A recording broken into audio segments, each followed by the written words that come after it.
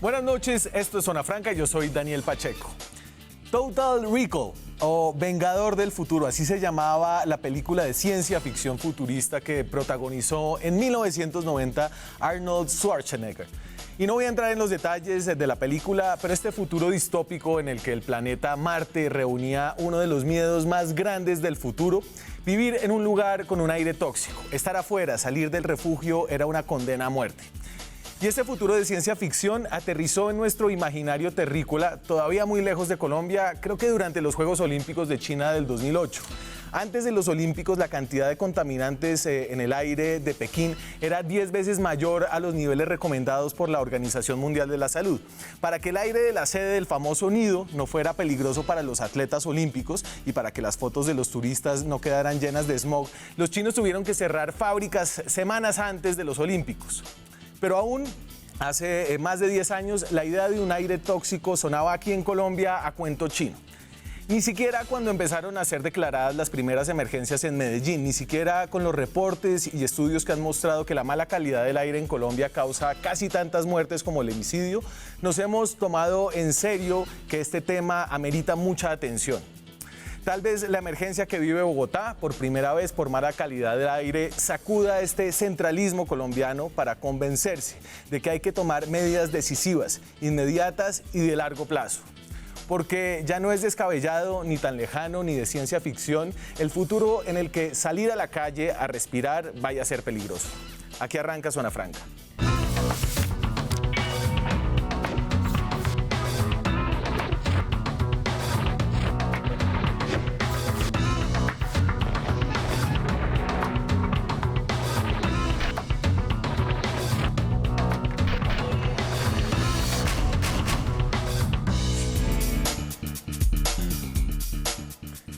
Y me acompañan para este programa que suscita la primera emergencia por mala calidad del aire en Bogotá. Expertos de distintas áreas, un político, el político se llama José David Castellanos, es concejal de la ciudad del partido Cambio Radical, el partido que ayudó a elegir al alcalde Peñalosa.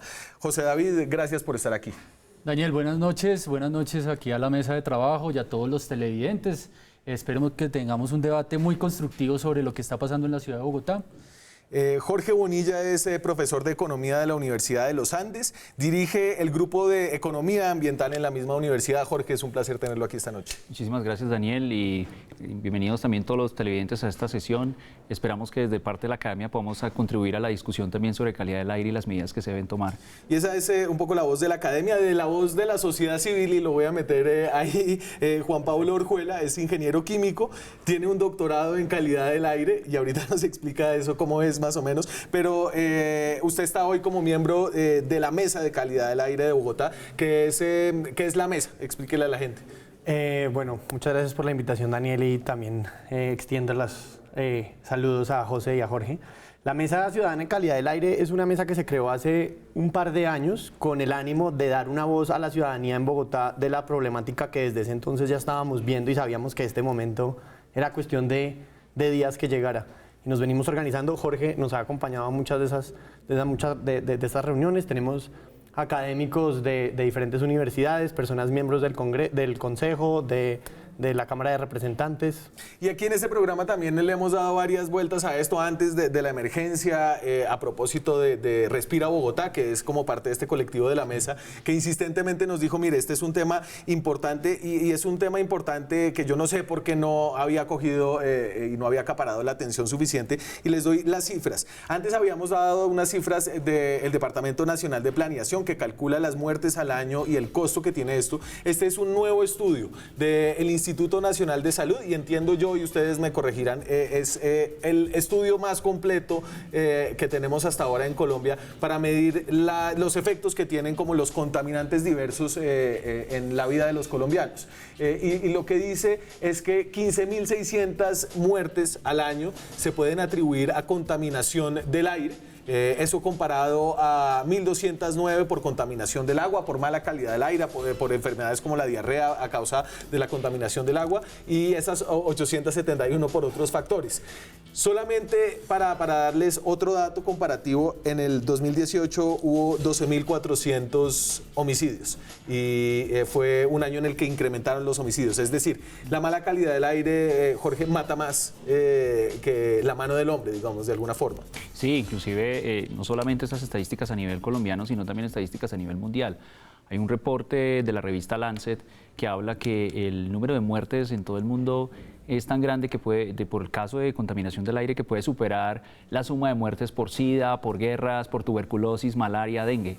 Entonces es un tema que vale la pena ponerle atención. Y Juan Pablo, ¿y usted siente que el tema tiene la atención que amerita? Es decir, ¿se sienten como reivindicados por estos días a propósito de la emergencia? Por estos días a propósito de la emergencia, sí, sin lugar a dudas ha sido algo que se ha visto mucho en televisión. Empezamos a ver al secretario de Ambiente, que fue fantástico conocerlo después de 3 años hablando de este tema. No, pues yo no lo pude traer al programa. Es decir, lo vengo llamando secretario, bienvenido al programa. Desde el viernes de la semana pasada lo estábamos llamando.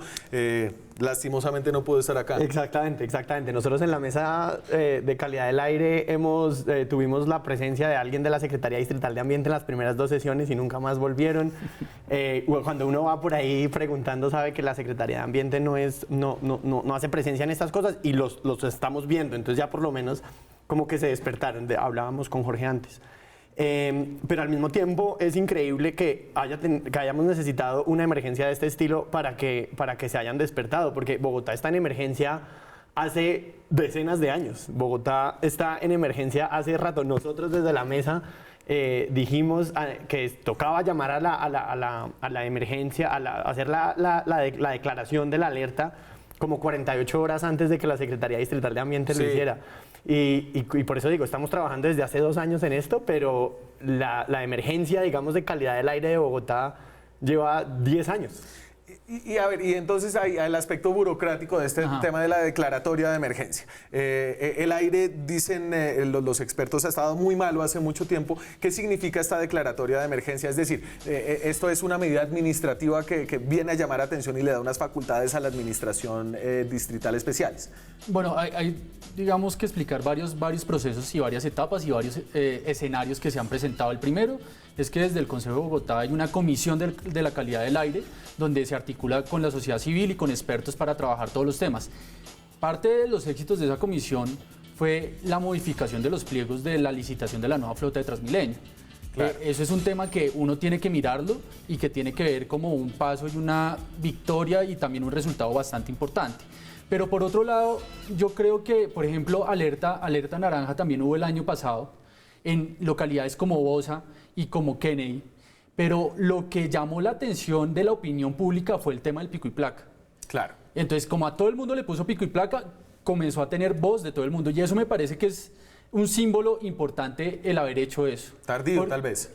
Sí, tardío, pero también es un símbolo importante porque comenzó a comentar a todo el mundo sobre que hay un problema de la contaminación del aire y que todos estamos metidos en ese cuento de la contaminación del aire.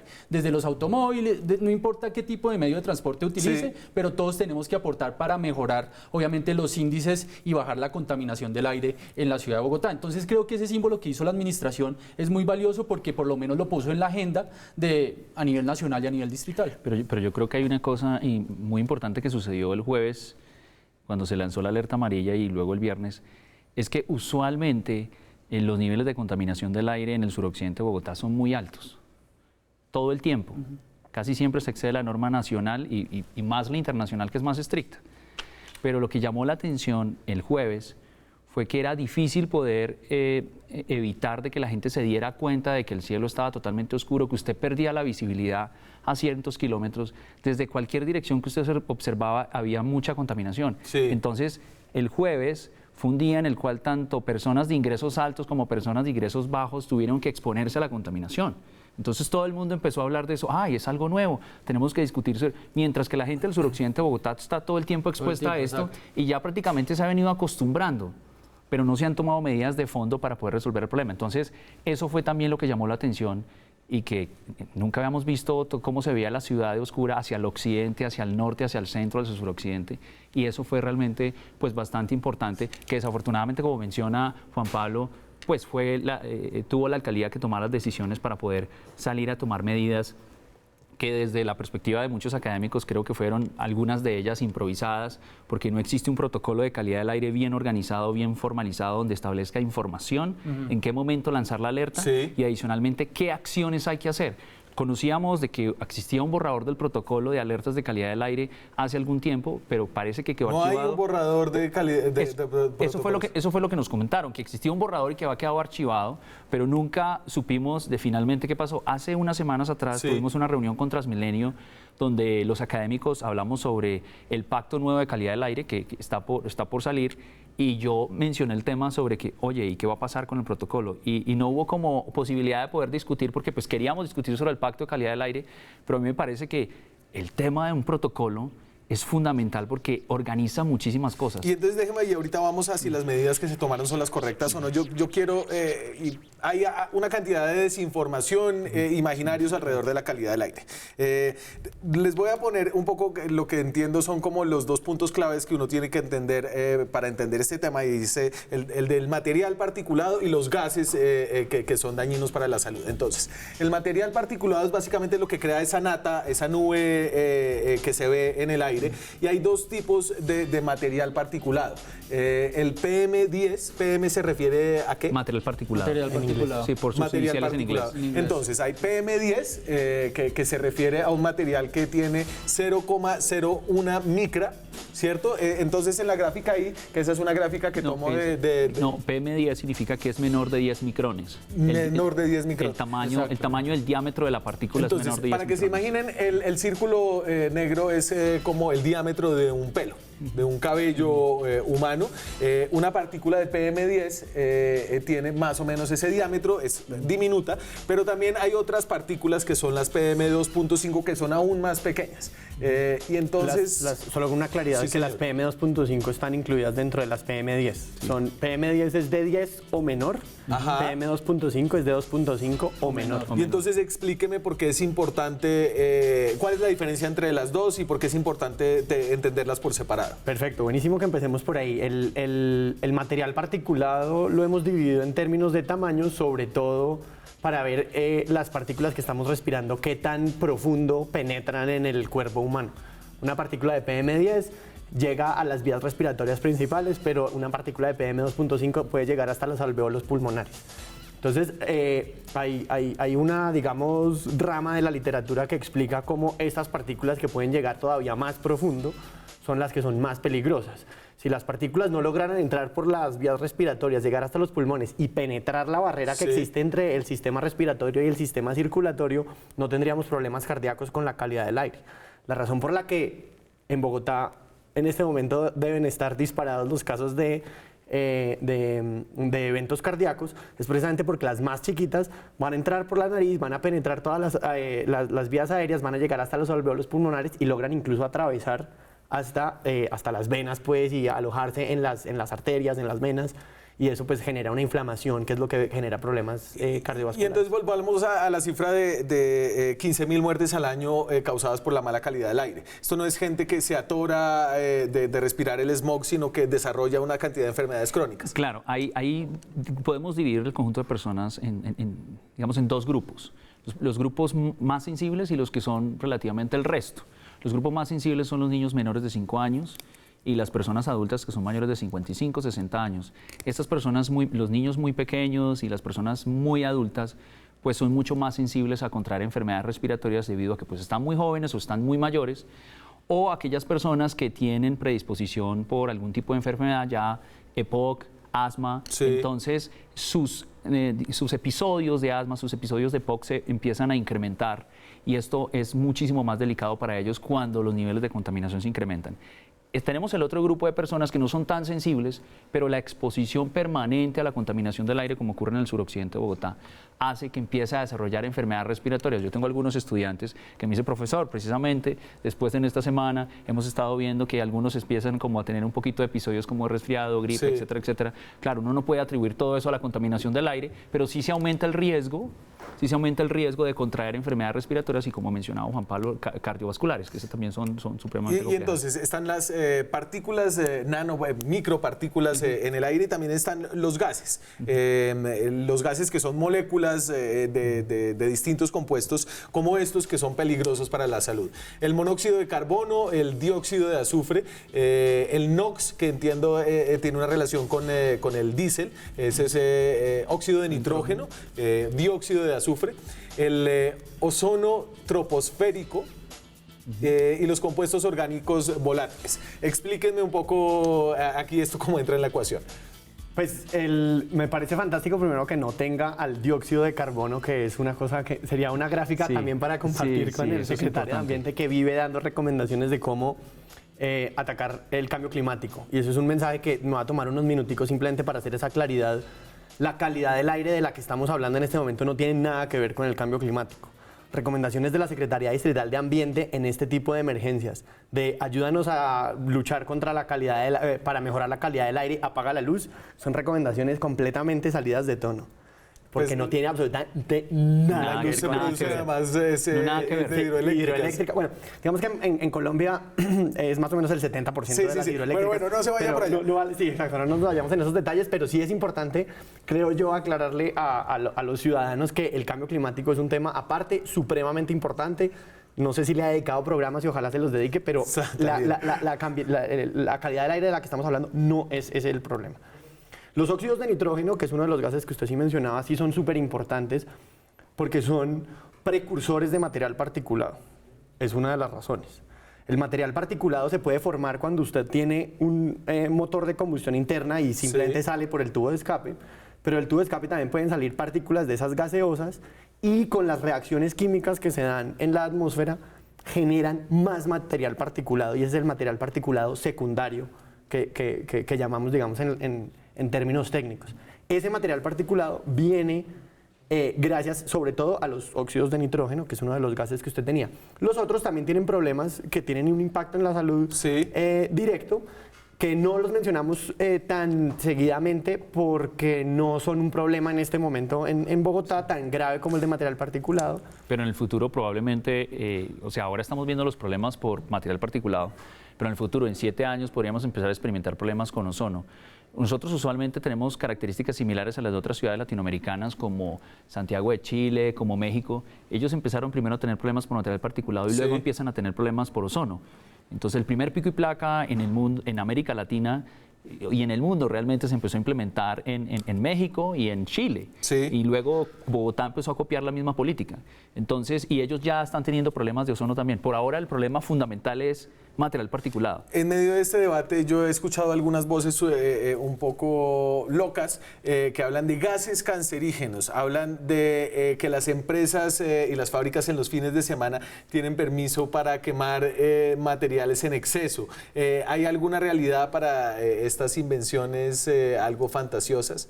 Sí, yo pensaría que dentro de toda esta discusión de calidad del aire, algo de lo que sí es desafortunado es como en Bogotá estamos otra vez cayendo en la trampa de la polarización política, de empezar a coger cosas completamente traídas de los cabellos para simplemente ahogar a un político. Pero entonces, ¿cuáles serían los mitos? Derrúmbeme como los mitos que usted ha escuchado por ahí.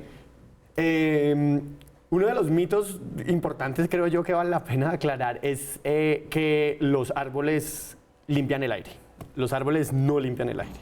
Y desafortunadamente yo sé que hay muchas personas que están usando esta oportunidad para usar y empezar a sembrar árboles por todos lados, pero es uno de los mitos importantes. Entonces los árboles sí absorben dióxido de carbono y lo convierten en oxígeno. En el proceso de fotosíntesis. Y de noche pues toman el oxígeno y transpiran, como hacen respiración como todos los seres vivos. Pero el CO2 es otro problema, es otro tema que tiene que ver con el tema de cambio climático. Entonces, que Peñalosa tumbe árboles en los parques no empeora la calidad del aire, así eso le duela a los intereses políticos de muchos. No solamente a los intereses políticos, y yo quiero aclarar una cosa, los árboles en los ambientes urbanos son supremamente importantes. La exposición a área verde tiene problemas de salud si se reduce, los problemas incluso de salud mental, o sea, la exposición a área verde es súper importante, y Bogotá sí está en otra crisis que también se puede hablar en otro programa de exposición a áreas verdes. pero que no se utilicen los árboles como un argumento para decir que los árboles limpian el aire. Ok. Usted muy bien lo decía, transforman el CO2 al oxígeno y son dos gases que en toda esta discusión no hemos mencionado. Jorge, ¿usted ahí quería agregar algo? Sí, lo que yo quería decir es que hay otro conjunto de mitos ahí para aclararlos muy bien. Entonces está el tema de confundir siempre calidad del aire con cambio climático. Son dos temas distintos, ratificando lo que acaba de decir Juan Pablo. Segundo, los árboles. Los árboles inclusive pueden ser víctimas de la contaminación del aire. ¿Por qué? Porque los árboles tienen estomas, que son unos poros o orificios por los cuales se hace intercambio gaseoso, el oxígeno y el CO2. Si se llena de partículas, no tienen cómo poder hacer el intercambio gaseoso. Entonces, si están en un lugar supremamente contaminado, van a ser las víctimas también. Volviendo al tema de los contaminantes, para cerrar la discusión, ahora lo más importante es el material particulado. Hay otros gases que están ahí, pero todos esos otros gases se cumple la norma nacional e inclusive la norma internacional. Okay. Y una que otra vez, a veces de pronto se tiende a exceder en los casos de monóxido de carbono en los últimos 5 o 7 años, pero el monóxido de carbono es una fuente principal del caso de los carros particulares. Claro, ellos emiten mucho monóxido de carbono, pero la norma se cumple, es decir, está por debajo de los niveles que generan. Y entonces ahí efectos usted nos mete en la discusión, es porque yo lo tengo un poco... Pero estábamos en la discusión técnica, José David. Ya vengo. Ya viene. Me tengo que ir a la pausa. Cuando regresemos hablamos de cuáles son las causas de que Bogotá esté en emergencia por mala calidad del aire por primera vez, es decir, qué cambio, cuáles son las fuentes de contaminación principal y qué hacer al respecto. Ya volvemos. Seguimos en Zona Franca, estamos hablando de la calidad del aire en Bogotá, que está en emergencia, en Medellín, que también está en emergencia ambiental. Medellín, de hecho, creo que es precursora de estos temas y debe tener unos protocolos mucho mejores. Los tiene, sí. Por ejemplo, la alcaldía recomendó, a propósito de la emergencia, que la gente saliera en bicicleta para no utilizar el carro. ¿Eso es una buena recomendación? Yo entiendo que hay como... Es decir, si está malo el aire, ¿usted cómo va a mandar a la gente en bicicleta? Y si no la manda en bicicleta, pues entonces tiene que usar el carro. Digamos que hubo procesos de prevención por parte de varias secretarías. Entre esas movilidad, pues si no puede usar el carro, use la bicicleta, ¿no? Pero entre esas también salud. O sea, la Secretaría de Salud sacó unos mensajes muy contundentes para los que están en la zona naranja, otros que están en la zona amarilla y otros en la zona azul o verde, y que decía, use tapabocas si está en zona naranja y use ciertas medidas, no haga actividad física, y mandaron ese tipo de alertas que son importantes, o sea, no... Pero había como mensajes encontrados. No, sí, exacto, había mensajes encontrados porque si usted está en una zona naranja y pues le toca usar bicicleta, pues le toca entonces ponerse el tapabocas y mirar a ver pero tampoco es el tapabocas pero no común y puede usar corriente. actividad física, exacto, y no es... Entonces hubo como mensajes encontrados en varios aspectos, pero yo pienso que cada sector como trató de responder a la urgencia, y eso es un poco lo que dice el experto sobre el tema de los protocolos, que en los protocolos no hubo una coordinación transversal sobre los mensajes que se tenía que dar cada entidad en temas de un conflicto de calidad del aire. Eso fue lo que nosotros pudimos visibilizar. Entonces, en algunas zonas, actividad física, pero entonces puede usar la bicicleta. Entonces la gente decía, ¿cómo así? Prohibió actividad física y tiene que usar bicicleta, no entiendo. Entonces, eso es parte, digamos, de los mensajes. Como la primiparada. Eso es como una primiparada, una falta de experiencia que faltó en el ejercicio. Sí, exactamente. Eso es un tema que decimos que varias de las medidas fueron improvisadas. De hecho, yo pensaría que de todas las secretarías, la que intentó hacer cosas un poco más organizadas o con de pronto un impacto realmente directo sobre la comunidad fue la Secretaría de Salud, porque estuvimos viendo en las noticias cómo la Secretaría de Salud intentaba llegar a las localidades que estaban en alerta naranja y empezaron a distribuir el tapabocas N95. ¿Qué es cuál? Es un tapabocas tiene una fibra particular que trata de filtrar las partículas, no las filtra totalmente. Hay algunos estudios técnicos que dicen que puede filtrar hasta el 45, 50%, esto depende, pero es muy importante tener esa protección, y esa protección se la empezaron a entregar a aquellas personas que eran mayores o menores de esos 5 años que tenían afecciones pulmonares previas o tenían riesgo cardiovascular, con el objetivo de poder evitar. Entonces esa es una de las mejores. La otra evitar tener actividad física constante en el aire libre, etcétera, etcétera, pero se contradecía con las otras actividades, con la de la bicicleta, etcétera, y evitar por ejemplo, en el suroccidente de Bogotá, en donde estaba la alerta, se prohibió no se abrieron las ciclorrutas, las ciclovías. Y eso ha sido lo interesante, porque hay otro colega nuestro de la Facultad de Medicina que dice que a la gente la ponen a escoger entre dos males. Cuando hay contaminación del aire la ponen a escoger entre dos males. Un mal es el sedentarismo, usted se queda en casa, no hace ejercicio, o el otro mal es sale y se expone a la contaminación del aire, ¿no? Y entonces, ¿de dónde viene la contaminación del aire para meternos como en las causas de esto y cuáles son las soluciones? Las fuentes de emisiones, y esto es creo que del mismo estudio del DNP, son diversas, pero creo que tienen su mayoría entonces. No, este no es de DNP, esto es de la Secretaría de Ambiente de Bogotá. Entonces, emisiones de PM2 y escogimos dos, de PM2, que son las partículas más dañinas, las más pequeñas, las que pueden penetrar el torrente sanguíneo, que explicaba Juan Pablo, y el nitrógeno, óxido de nitrógeno, ¿no? Que es un gas que puede tener algunas consecuencias, y usted decía, en generar micropartículas a su vez. Y entonces las fuentes móviles son básicamente lo que se puede mover. Los carros, los buses, las motos, son el 75% de las partículas del material particulado 2.5 y el 98% del óxido de nitrógeno.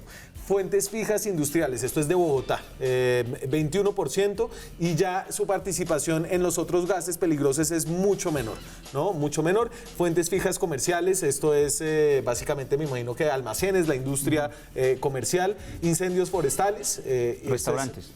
Restaurantes. Una carne asada, por ejemplo, emite material particulado. Claro, que aquí no registra, no alcanza a registrar. El polvo. Fuentes biogénicas, eso es la gente, o las vacas, o los seres humanos. Incendios forestales, que tienen una participación. Entonces, y esto solamente para decir que la mayoría de la producción de partículas, gases que afectan la calidad del aire, viene de las fuentes móviles. Los carros, las motos, los camiones, los buses. Y entonces está ahí un poco la búsqueda de soluciones, Juan Pablo. Sí, claro, por supuesto. Las soluciones van a estar muy asociadas a las fuentes móviles. Ahorita que estábamos hablando precisamente de los grandes mitos que se han distribuido, yo creo que en términos de emisiones, una de las cosas que sí podríamos aclarar de una vez es que en Bogotá no tenemos unos factores de emisión que sean confiables y que sean nuestros. Todos los factores de emisión que se han hecho, estos datos que son de la Secretaría, cuando usted los compara con los datos de la Universidad Nacional, de la Universidad de La Salle, son datos que para algunos sectores específicos están claramente subestimados, como Transmilenio, que les da el 1.8, y creemos que es más o menos cercano al 5%, y de eso podemos hablar también después. Sí. Pero esos factores de emisión son factores de emisión que nosotros buscamos en la literatura internacional y nos los traemos para acá. En Colombia y en Bogotá y en Medellín, en Colombia en general, no existe una forma, no existe un protocolo tampoco diseñado para saber cuánto están emitiendo los buses en Bogotá ni en... Juan Pablo dice una cosa muy importante, y es el tema de las fuentes y las cifras. Sí, digamos, sí. Aquí no hay una autoridad Exactamente. que se dedique a medir bien el tema de la calidad del aire. Pero por Dios, es que se muere más gente por mala calidad del aire que por homicidios, y no sabemos medir esto hoy en día. Pero ustedes, los expertos me desmentirán, pero por ejemplo en Chile hay una autoridad autónoma que se dedica a medir la calidad del aire. Aquí en Bogotá no. Entonces está la fuente del profesor, está la fuente de la universidad, está la fuente de la Secretaría de Ambiente. ¿A quién le creemos? Nosotros los académicos le creemos a los académicos. Eso es un tema que, Daniel, a mí me parece que los candidatos a la alcaldía tienen que hacer propuestas interesantes sobre eso. Súper importante. Ya que este año es de... ¿Y cuál es su candidato? Todavía no sé, voy a mirar. Pero mire, el año pasado en la Universidad de los Andes tuvimos la oportunidad de que el director del IDEAM presentó el balance de toda la red de calidad del aire a nivel nacional. Y dentro de ese evento que presentamos en la Universidad de los Andes también estuvo el ministerio y presentó un borrador que se va a hacer para protocolizar, organizar, normativizar el esquema de cómo hacer los inventarios a nivel nacional, pero Sí. todavía está como en un texto de borrador de protocolo y esperamos que sea el ministerio el que pueda establecer esas Pero a regulaciones. ver, es que estoy de estos acuerdo. son 17.000, 15.000 personas al año que se mueren de esto y estamos sin protocolo en Bogotá, sin fuentes de medición confiables. Los costos asociados a esto solo en Bogotá, recuerdo que el DNP los calculaba en 2 billones de pesos. 2 billones de pesos costos asociados a la salud. Yo tengo una pregunta, es ¿por qué ahora la emergencia ambiental? Y entiendo que hay unos problemas estructurales acerca de las fuentes móviles, de las industrias en la ciudad, pero tiene que ver un poco la coyuntura actual con un fenómeno meteorológico o no. Claro, ahí yo lo que quisiera aclarar es que sí hay una parte, digamos, de la meteorología que no nos ayuda, pero que es algo que pasa de manera repetida todos los eneros. Lo que está pasando hoy en día en Bogotá no es que de repente la meteorología cambió y empezó a hacer un montón de cosas que nadie entendió, sino que de manera consistente, enero, febrero, son meses en los que se genera un fenómeno de inversión térmica que no vale la pena entrar en detalle, pero que sí genera unas concentraciones muchísimo más altas, que pasa todos los años. Los incendios forestales, que también sabemos que también están aportando, también pasan todos los años. Sí. La razón una de las razones para que la mesa esté fregando con el tema todo el año es porque sabemos que cuando lleguen estos meses clave, se va a dar un pico en la concentración.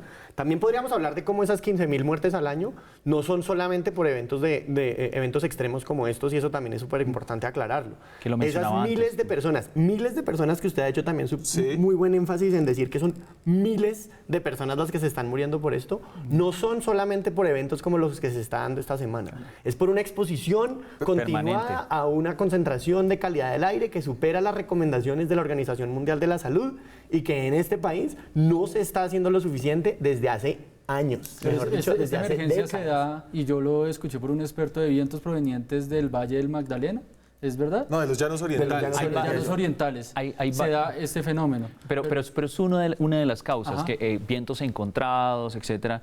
Pero lo que estaba mencionando Juan Pablo es que siempre entre mediados de enero y marzo ocurre un fenómeno que se llama inversión térmica. Usualmente cuando uno escala en altitud, la temperatura baja, Sí. es más frío. Sí. Pero cuando hay inversión térmica ocurre todo lo contrario. Arriba está más caliente que abajo. Y como arriba está más caliente, la capa de aire caliente presiona los contaminantes abajo y eso se convierte en una olla de presión. Es decir, ahí están los contaminantes atrapados y circulan. Y el tema de contaminación es muy importante, inclusive nosotros lo diferenciamos de la contaminación del agua por una razón. Es que si usted le pasa en un vaso de agua para que usted lo beba y usted ve que el agua está contaminada o sucia, usted no lo bebe, usted toma la decisión de no beberlo. O la hierve o la hace hierve. alguna vaina. Pero si usted le dicen el aire está contaminado, usted no puede decir no voy a respirar. Exacto. No tiene otra opción, tiene que respirar. Entonces es un tema, eso es violar uno de los derechos importantes dentro de la Constitución, que es tener el derecho a un ambiente sano para poder desarrollar pues Donde todas el las agua que capacidades. entrega el acueducto de Bogotá estuviera tan contaminado como el aire que respiramos todos los días, eso habría un escándalo absoluto de unas magnitudes increíbles. Pero Fresco, y esa agua que se está tomando usted es agua del tubo, que entiendo yo el agua, a mí me sabe muy bien el agua del tubo de Bogotá, agua que viene de Chingaza. Me voy a la pausa. Entre el tipo de vehículos que contamina, ¿cuáles son los más contaminantes? ¿Qué puede hacer uno en ese sentido para que las fuentes móviles no aporten tanto a la contaminación? Pico y placa, ¿se ha probado? ¿Funciona, no funciona? Ya volvemos. Seguimos en Zona Franca, estamos hablando de calidad del aire. En Colombia mata más la mala calidad del aire que los colombianos malos. Es decir, hay más muertos por el aire que se respira en las ciudades que por homicidios. Son cerca de 15.000 muertos al año según el Instituto Nacional de Salud por mala calidad del aire. Fueron 12.400 homicidios en el 2008. Eso debe marcar siempre esta discusión. Pero entonces, ¿cuál es, dependiendo, ya vimos que las fuentes móviles de los carros, las motos, son los que más contaminan y aportan a la mala calidad del aire? ¿Qué contamina más dentro de las fuentes móviles? Esta es una comparación entre el parque automotor, entre digamos, el tamaño del parque automotor y lo que producen en porcentaje de emisiones al año. Aquí me tocó hacer un poquito, no una trampa, sino comparar datos de 2 años. El parque automotor, el porcentaje es del 2014, la participación de emisiones es del 2016, porque la del 2014 que tenía la Secretaría de Ambiente de Bogotá no me sumaba 100% en emisiones. Hay un problema de datos, problema de datos. Entonces me tocó hacer un malabarismo, pero entonces, fíjense, el porcentaje de emisiones, por ejemplo, de los camiones, son en Bogotá los que emiten el 43% del material particulado, pero son apenas el 5% del parque automotor. En cambio, por ejemplo, fíjense en automóviles, camperos y camionetas. Son apenas el 12%, son el 68% del parque automotor, es decir, la mayoría, pero son apenas los que producen el 12% de las emisiones de material particulado.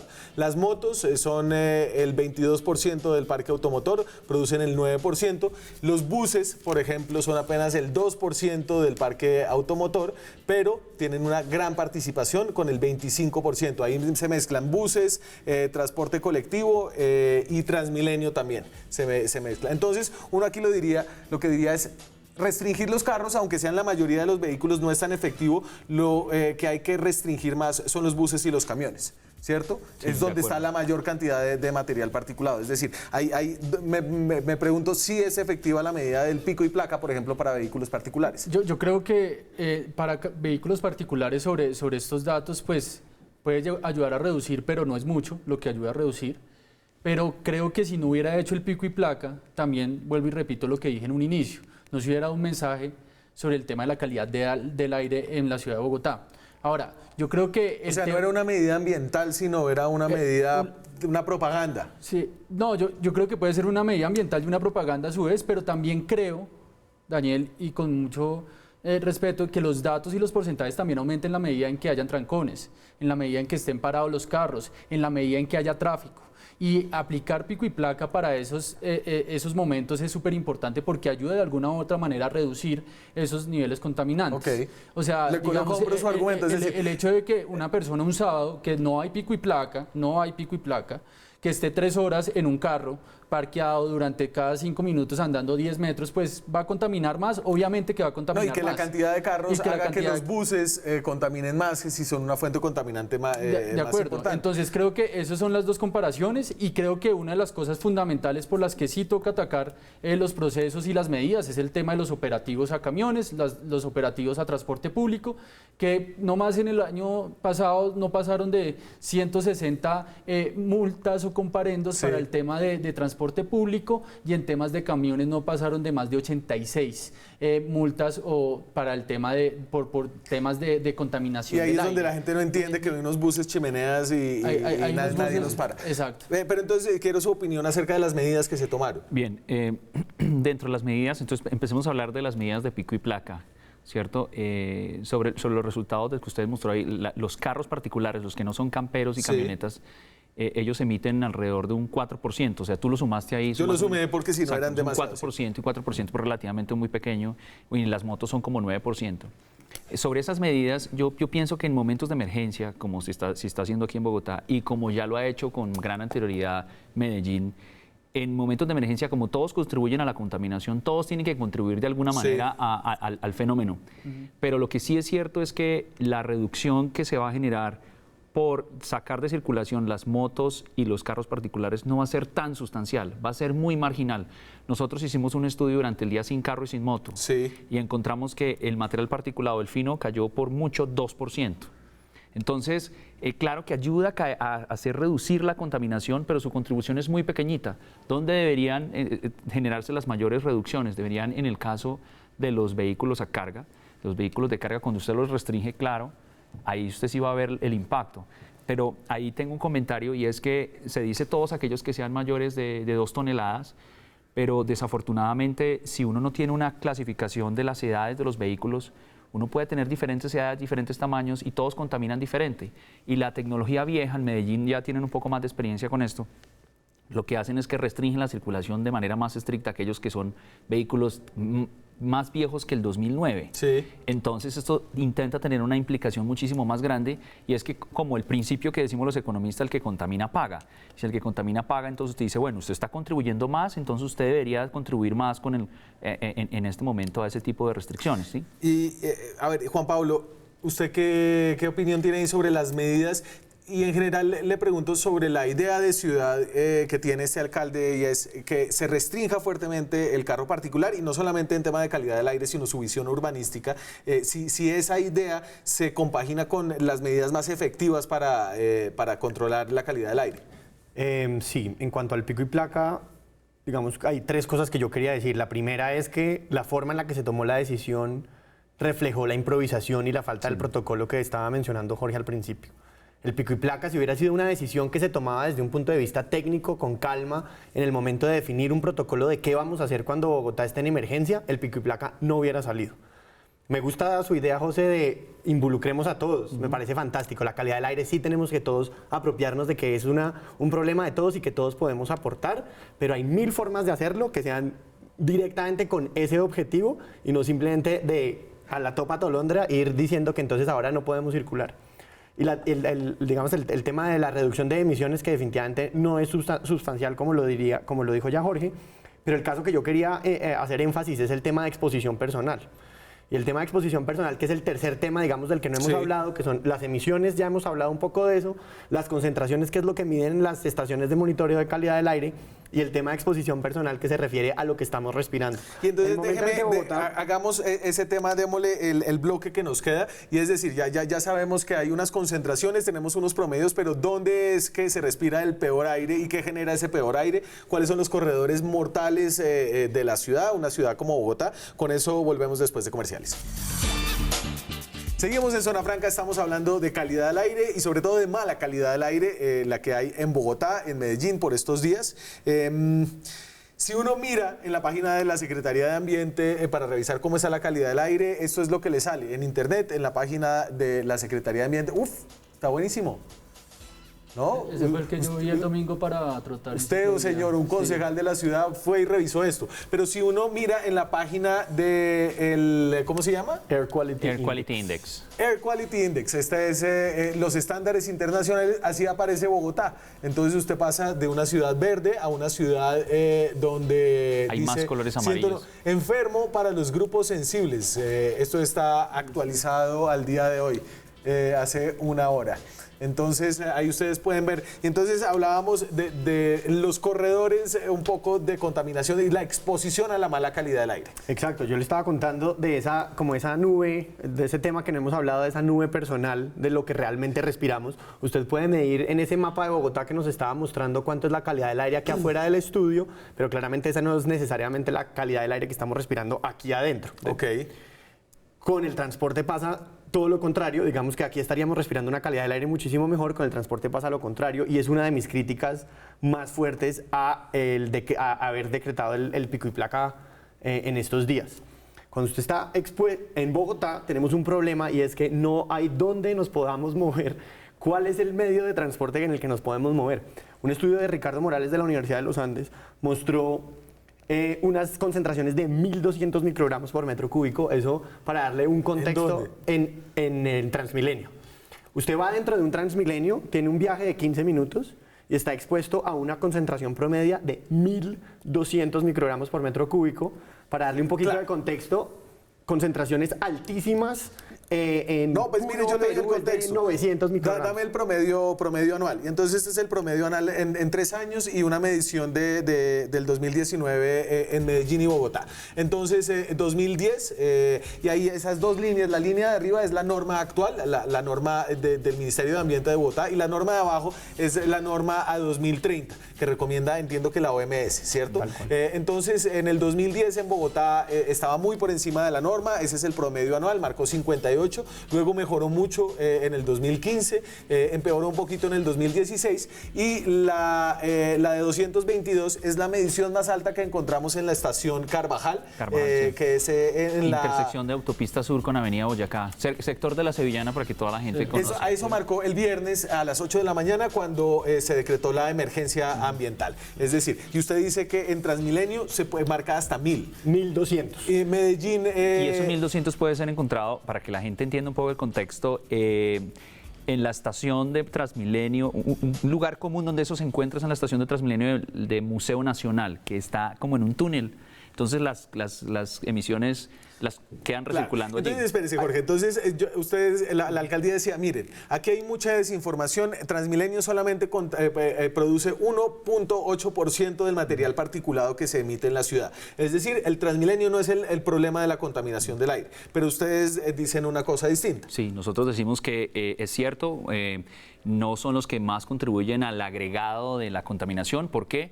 Porque el total de emisiones se calcula multiplicando 3 cantidades. Una cantidad es el número de vehículos, número de buses, 2.000 vehículos alrededor, multiplicado por el factor de emisión de cada vehículo, que realmente es alto, pues por ser a diésel, y luego multiplicado por el kilometraje que recorre. Entonces no es grande. No es grande, son total, poquitos, son Pero con la claridad de que ese factor de emisión que estábamos no está bien calculado. Mencionando, Jorge, es un factor de emisión viejo que estamos sacando de la literatura internacional, que le estamos creyendo a los productores de buses, que yo de fábrica. Durante todo tiempo estaba pensando pues que la fábrica era buena, pero Volkswagen... Acuérdese, Volkswagen fue el gran escándalo, pero Volkswagen, BMW, estoy seguro, pues de pronto no me debería comprometer a con quiénes, pero hay muchas marcas que definitivamente nos están mintiendo.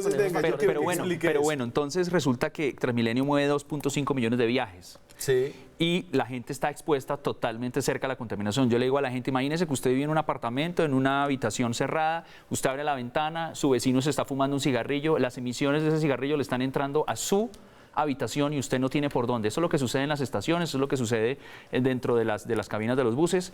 Y luego, ¿qué pasa si usted le dice al vecino, vayas a fumar al parque? Si se va a fumar al parque, pues bueno, emite el mismo cigarrillo, pero las concentraciones se disipan porque hay más viento, etcétera, o sea, el Transmilenio es como un tubo tóxico. Exacto, entonces está recirculando las emisiones y la gente entonces está inhalando todo el tiempo. Además hay otra cosa y es que Transmilenio es usado para viajes largos, no es para moverse de una estación a la otra estación.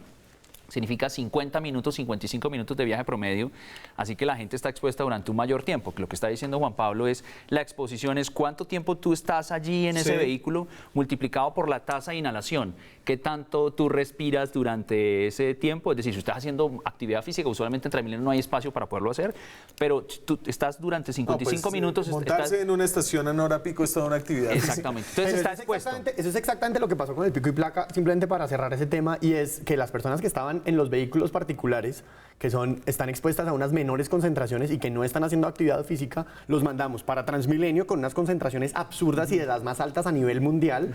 Los mandamos entonces a montar en bicicleta, en donde de pronto las concentraciones pueden ser un poquito más altas, un poquito más bajas o similares, pero que de una tasa de respiración altísima. Entonces escogimos un montón de personas que estoy de acuerdo que no necesariamente son las personas más vulnerables, y por eso insisto que no es solamente en la emergencia, sino millones de personas en Bogotá todos los días expuestas. Sí. Los datos de Ricardo Morales no son de ahorita de la emergencia. ¿Cómo es la medida? 1.200 microgramos por metro cúbico. Por metro cúbico, el estándar en Colombia 8 o 10 veces más. Perdón, yo quiero hacer una claridad importante para que tampoco estemos ahí distribuyendo noticias falsas aquí, y es la diferencia temporal, ¿no? Hay una diferencia importante, el estándar nacional es un promedio anual. Anual, claro. Y nosotros estamos hablando de 15 minutos. Hora. Eso es normal, digamos, que sea más alto es normal, pero este nivel tan alto es lo que ya no está Señor. normal. No, pues, digamos, me hizo acordar el tema de la troncal de la Caracas, si era peor o no que la de Transmilenio. Y también lo otro que sucede hoy en día sobre ese estudio es las malas decisiones administrativas que sucedieron en administraciones pasadas, donde aumentaron obviamente la licitación o la prórroga de buses, y que obviamente por las transmisiones de 500.000 kilómetros... devolvimos al petrovisor para terminar. Pero es verdad. O sea, no fueron 3 capaces años de sacar una entrado de licitación. esta administración con una licitación y una gran oportunidad perdida. Pero Peñalosa sacó su licitación. Después de tumbarla de Petro. Con críticas y con de todo. Pero digamos aquí lo que uno tiene que tumbar, ¿cuál? La que dejó Gustavo Petro para la renovación de la flota de Transmilenio. ¿En qué? al principio, al finalizar su administración. Si quieren, le metemos más veneno a esta conversación y el metro Eso no lo dejó, subterráneo eso no lo dejó. no tendría unos valores de contaminación del aire muy distintos a los de Transmilenio Sí. hoy en día. Total. El Es modo de mejor. transporte más contaminado de Londres es el metro El subterráneo. metro. Y la razón Ya. del metro es por la fricción que hay entre los rieles que genera como material resuspendido por la fricción con los rieles. Bueno, y me va a Imagínese tocar esa invitarlos vaina, a otro programa. Por eso es mejor el metro elevado. Pero es verdad. En términos de exposición a contaminantes del aire, sí es una mejor decisión. Y tener con un metro eso nos elevado. tenemos que ir. Muchas gracias, señores. Fue un placer tenerlos acá. Muchas gracias a ustedes. Nos vemos mañana con más periodismo, con más debate y con más opinión. Chao.